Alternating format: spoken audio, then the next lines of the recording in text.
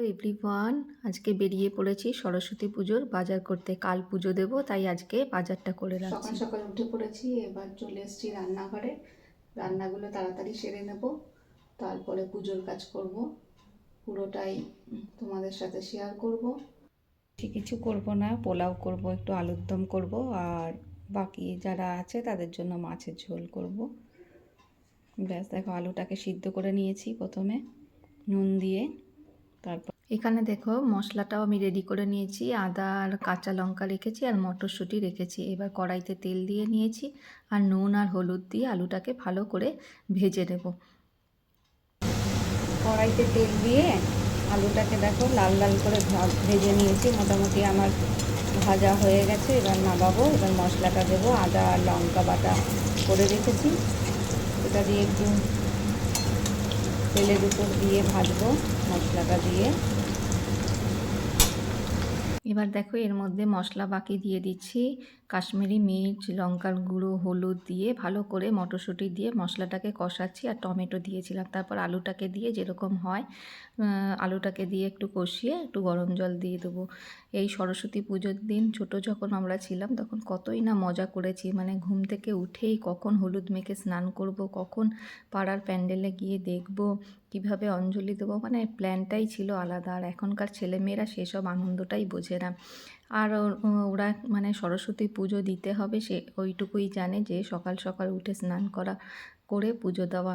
এছাড়া কিন্তু সেই আনন্দটা ওরা উপভোগই করতে পারে না, আর বোঝাতে গেলেও বুঝতে চায় না। আর আমাদের সময়টা ছিল একদমই পুরোটাই অন্যরকম। মানে কার পাড়ায় কত সুন্দর করে কে সাজিয়েছে, কিভাবে সাজিয়েছে, সেই সব রাত জেগে প্যান্ডেল করা, মানে সেই আনন্দটাই ছিল আলাদা। সকাল সকাল উঠে স্নান করা, মা গরম জল করে দিত, গরম জল দিয়ে স্নান করা, মানে কী যে আনন্দ সেই ভাষায় আর প্রকাশ করা যায় না। কিন্তু এখন আর সেই আনন্দটাই নেই। দেখো কথা বলতে বলতে আলুর দমটা হয়ে গেছে মোটামুটি।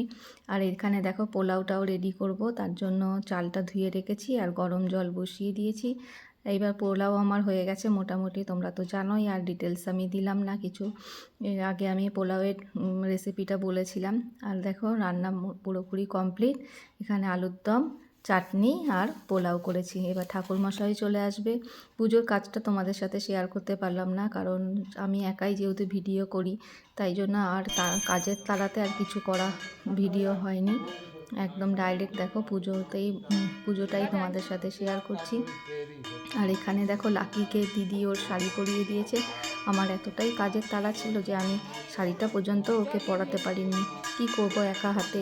তোমরা যারা একা সংসার আছে তারা তো জানোই। আর আমার শাশুড়ি মায়ের শরীরটাও ভালো নেই, তাই উনি এখন কিছুই করতে পারে না। আর বাচ্চা সামলিয়ে রান্না বান্না সেরে পুজোর কাজ করা মানে বিশাল চাপ ব্যাপার হয়ে যায়। তো দেখো পুজো শুরু হয়ে গেছে, এবার সবাই আসবে। আমার এখানে দাদার মেয়েও চলে এসছে ওর লাকির সাথে। আর লাকি তো শাড়ি সামলাতেই ব্যস্ত, মানে শাড়ি পরার জন্য ব্যস্ত, আবার শাড়ি সামলাতে আর খুলতেও ব্যস্ত। যাই হোক, এখানে পুজো শুরু হয়ে গেছে। এবার সবাই মিলে অঞ্জলিও দেওয়া হবে।